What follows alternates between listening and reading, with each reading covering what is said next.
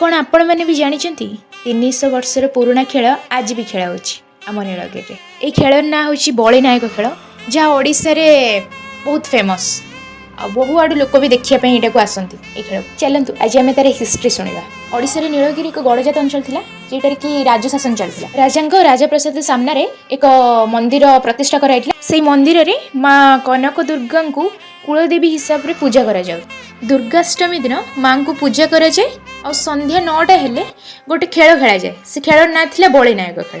या गोटे प्रथा हिसाब से भी नियाई माँ पाखरे बड़ी पड़ी था। दुर्गा माँ महाअष्टमी दिन माँ दिन बेलर नीतिकांति सरला संध्या नईले आरंभ होता है ये खेलर प्रस्तुति।